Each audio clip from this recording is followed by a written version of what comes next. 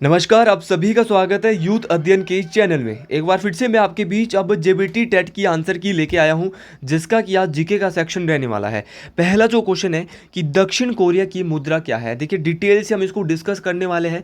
दक्षिण कोरिया की जो मुद्रा थी वो थी वॉन। मैंने आपको बताई भी थी, ये दक्षिण कोरिया की जो मुद्रा थी ये वॉन थी।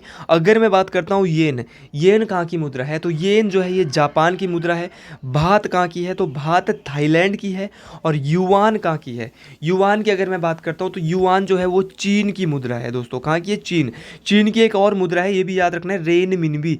तो चीन की दो दो मुद्रा है, युआन और रेन मिनबी। और भात थाईलैंड की है और येन जो है वो जापान की है। तो हर एक थी, और दक्षिण कोरिया की जो थी वो क्या थी, वॉन।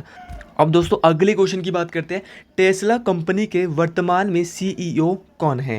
क्वेश्चन आया था कि टेस्ला कंपनी की जो सीईओ ये बहुत ही आसान है। देखिए सुंदर पिचाई गूगल के सीईओ है, ये आपको पता चल गया। लेकिन यहाँ पे आसान हो गया था अब एलोन मस्क। एलोन मस्क ने, क्योंकि एलोन मस्क बड़े चर्चाओं में चल रहे थे, क्योंकि इन्होंने जो है अब ट्विटर भी खरीद लिया है। और ट्विटर का जो नाम इन्होंने अब एक्स रख दिया है। चिड़िया का जो लोगो था उसको चेंज करके अब जो है इसका लोगो एक्स कर दिया है ट्विटर का। देखिए दोस्तों अगर मैं बात करता हूँ टेस्ला कंपनी के फाउंडर भी कौन है, एलोन मस्क। तो ये आपने याद रखना है। अगले क्वेश्चन की बात करते हैं। अंतर्राष्ट्रीय साक्षरता दिवस किस दिन मनाया जाता है। तो अंतर्राष्ट्रीय साक्षरता दिवस जो है ये मनाया जाता है 8 सितंबर। बेटा बताया भी था, अगर किसी ने सही किया होगा तो अंतर्राष्ट्रीय साक्षरता दिवस जो है वो 8 सितंबर को मनाया जाता है। अब बात आती है कि 8 मई को क्या मनाया जाता है। तो 8 मई को, ये भी क्वेश्चन बहुत बार पेपर में पूछा जाता है। तो 8 मई को होता है रेड क्रॉस डे। कौन सा डे होता है, रेड क्रॉस डे जो है ये 8 मई को होता है। तो आने वाले पेपर के लिए इंपॉर्टेंट हो सकता है। देखिए दोस्तों अगर मैं बात करता हूँ साक्षरता की, लिटरेसी की, तो लिटरेसी में सबसे पहले नंबर पे भारत का कौन सा राज्य जो साक्षरता दर पे सबसे आगे, तो वो है केरल। केरल की जो साक्षरता दर है वो पहले नंबर। अगर मैं बात करता हूँ सबसे कम साक्षरता दर किस राज्य की है, तो ये किसकी है, बिहार। बिहार की साक्षरता दर जो है वो सबसे कम है। अगर हिमाचल ओरिएंटेड बात की जाए तो ये भी बताता हूँ कि हिमाचल में किस जिले का साक्षरता दर सबसे ज़्यादा है। तो हमीरपुर का साक्षरता दर सबसे ज़्यादा है हिमाचल में। अगर मैं बात करता हूँ कि किस जिले की सबसे कम साक्षरता दर है हिमाचल में, तो चंबा की साक्षरता दर सबसे कम है।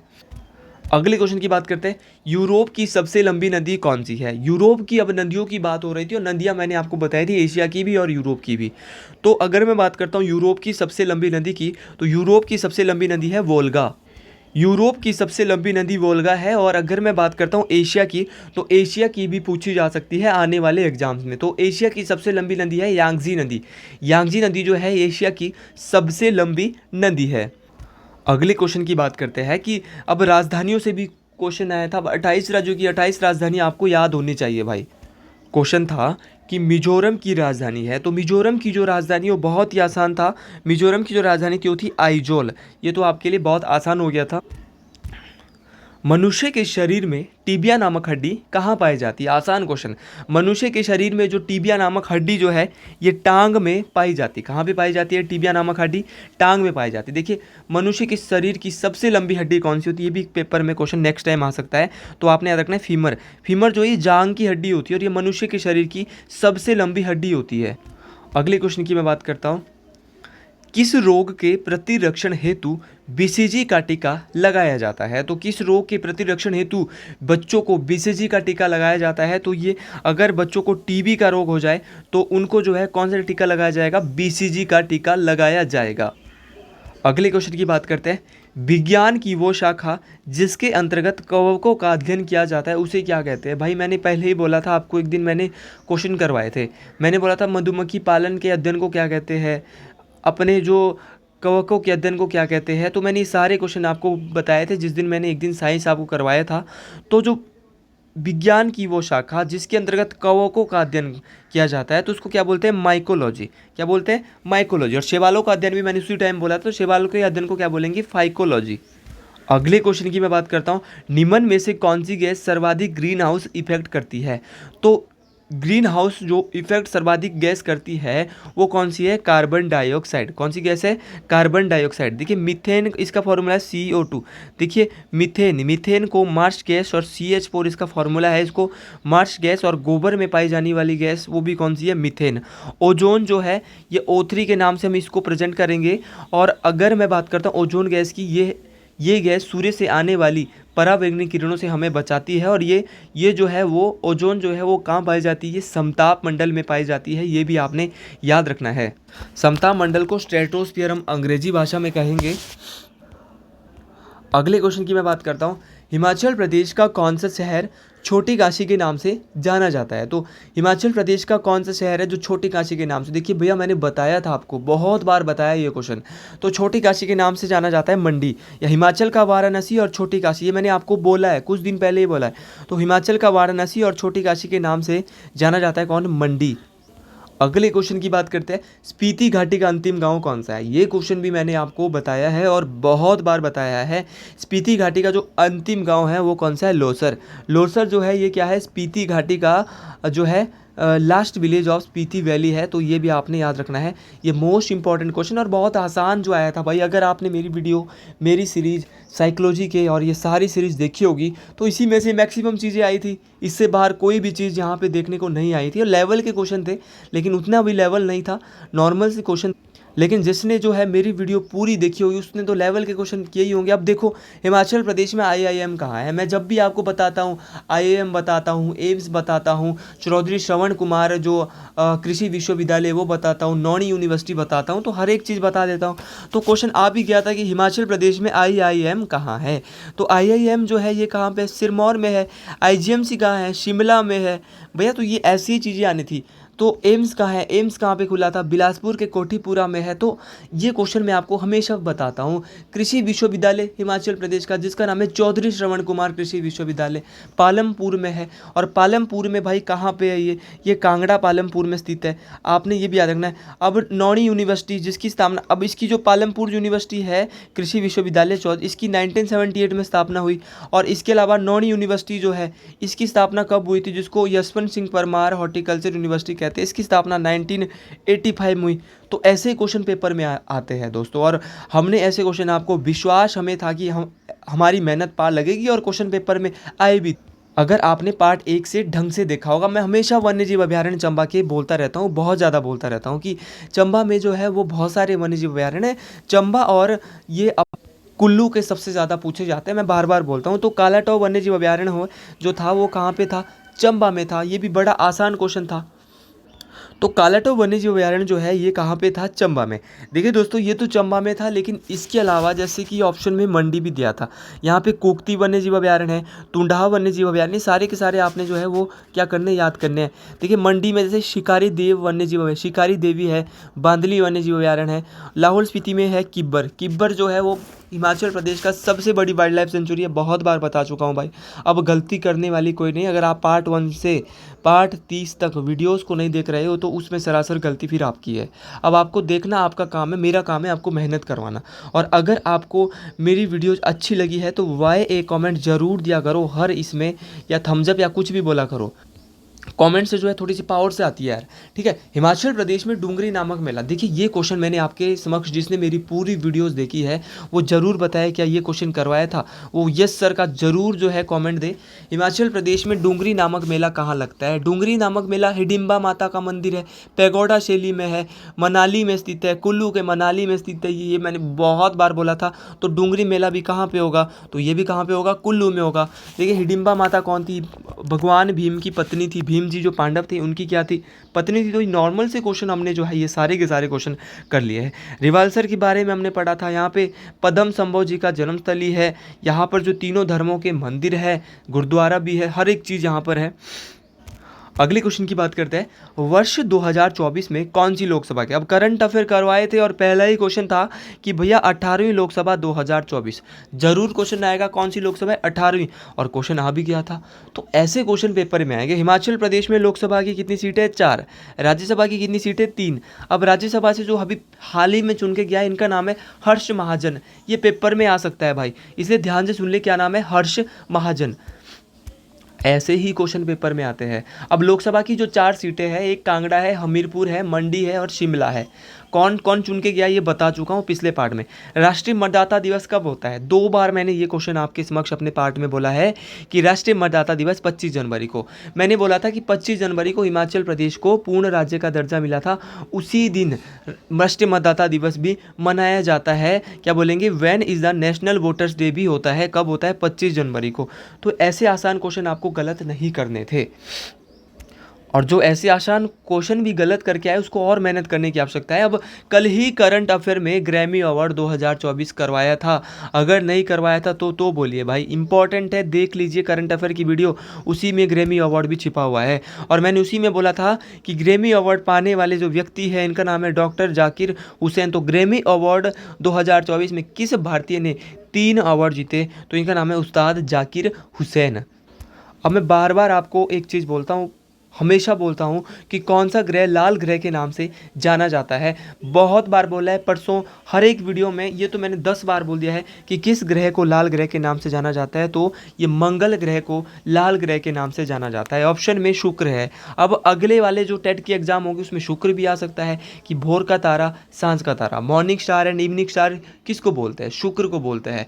पेपर में आ सकता है भैया कि पृथ्वी के सबसे निकट कौन सा है? तो बोलेंगे शुक्र है। अगर क्वेश्चन आएगा सबसे गर्म और सबसे चमकीला कौन सा है? वीनस ही है। अगर क्वेश्चन आएगा फोबोस और डीमोस किसके उपग्रह है? तो ये मंगल के है। आकार में सबसे बड़ा ग्रह कौन सा है? बृहस्पति। कौन सा है? बृहस्पति। और बृहस्पति का सबसे बड़ा उपग्रह कौन सा है? गैनीमेड। क्या नाम है? गैनीमेड। तो ऐसे क्वेश्चन पेपर में आएंगे। सूर्य के सबसे निकट कौन सा है? बुध है। सूर्य जो है, बुध जो है वो सूर्य का चक्कर लगाने में, परिक्रमा करने में कितने दिन लगाता है? 88 दिन।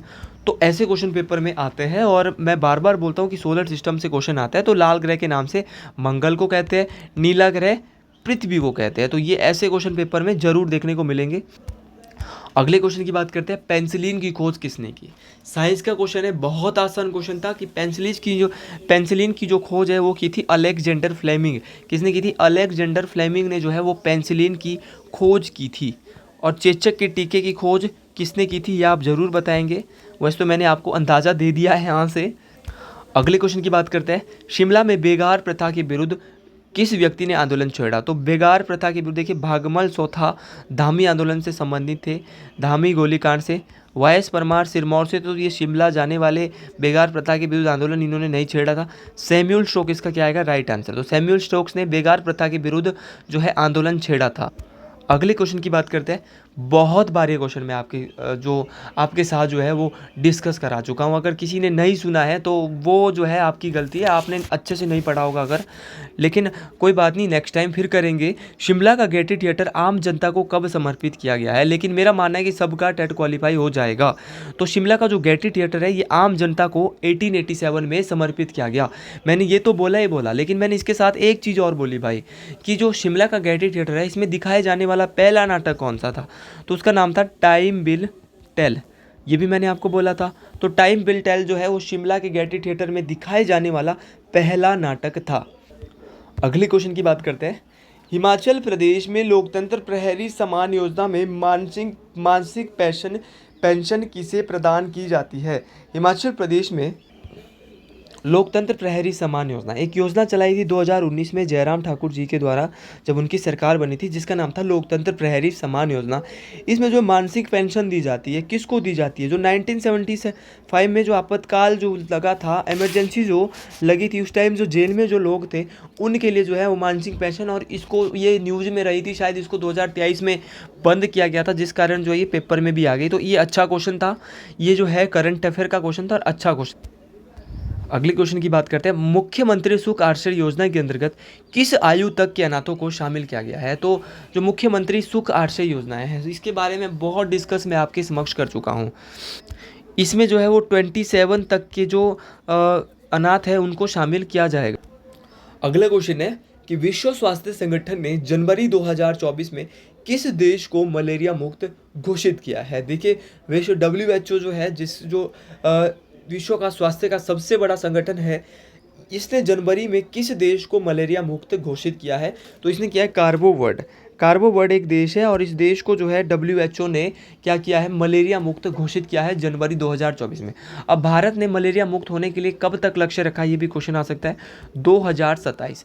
भारत जो है 2027 तक मलेरिया मुक्त होना चाहता है। और अगर मैं बात करता हूँ WHO के बारे में, तो WHO स्वास्थ्य का सबसे बड़ा संगठन है। तो स्वास्थ्य अंतर्राष्ट्रीय वर्ल्ड हेल्थ डे जो मनाया जाता है वो 7 अप्रैल को मनाया जाता है, जिसका हेडक्वार्टर जेनेवा स्विट्जरलैंड में स्थित है। किस राज्य की सर्वाधिक लंबी तट रेखा है, ये क्वेश्चन मैंने आपके बीच बहुत बार बोला है कि भारत की जो तट रेखा है वो 9 राज्यों के साथ लगती है। 9 राज्यों के साथ तट रेखा बनाती है। तट रेखा होती है जिनकी समुद्र के साथ सीमा लगती है, जिन राज्यों की। तो सबसे ज़्यादा गुजरात की है, ये क्वेश्चन मैं आपके बीच बोल चुका हूँ और बहुत ही अच्छे तरीके से मैंने ये क्वेश्चन आपके समक्ष बोला है। गुजरात की सीमा अकेले 1600 किलोमीटर लगती है, ये भी क्वेश्चन मैंने आपको बोला है। टोटल जलीय सीमा भारत की कितनी है, वो कितनी है, 75-16 किलोमीटर। कितनी है भैया, 75-16 किलोमीटर टोटल जलीय सीमा है भारत की। ये भी आपने याद रखना है, ये पेपर में क्वेश्चन आ सकता है, इंपॉर्टेंट है। अगले क्वेश्चन की बात करते हैं। विश्व भारती विश्वविद्यालय में शोधकर्ताओं के हाल ही में खोजे गए नए बैक्टीरिया का नाम पर रखा गया है, किसके नाम पर रखा गया है, तो विश्व भारती विश्वविद्यालय है।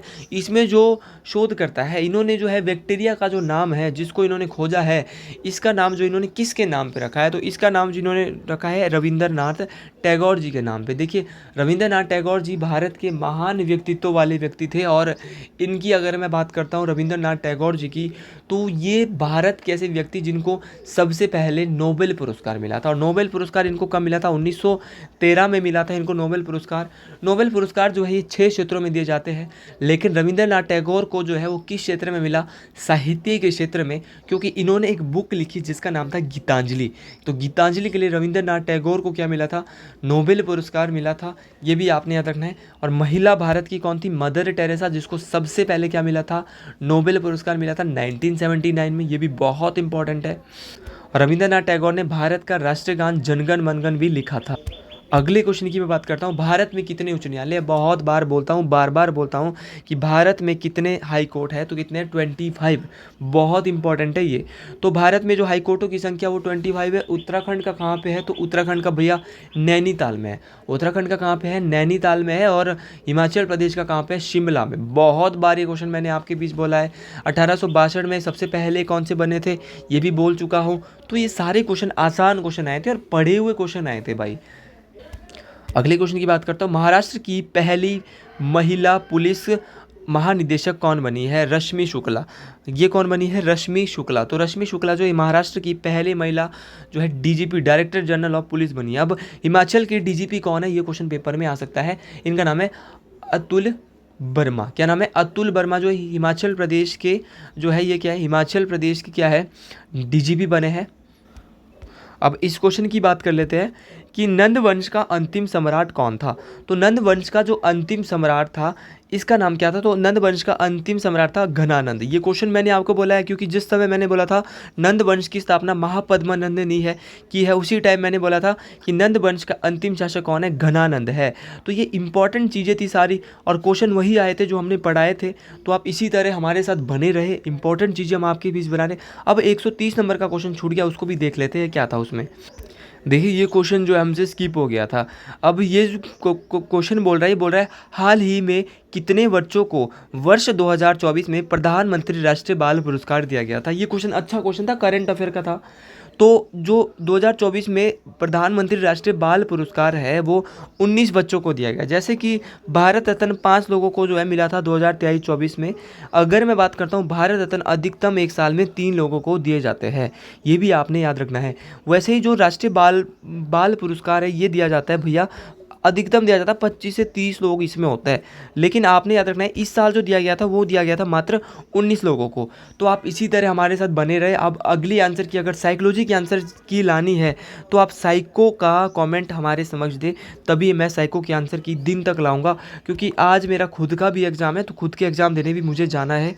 तो आप सभी को जिनका भी आज एग्ज़ाम है उन सभी को भी ऑल द बेस्ट। अच्छे से करके आए, नॉन मेडिकल LT वाले आप अच्छे से करके आए। और आप सभी का जो ऊपर जो है महादेव की कृपा बनी रहे। हर हर महादेव।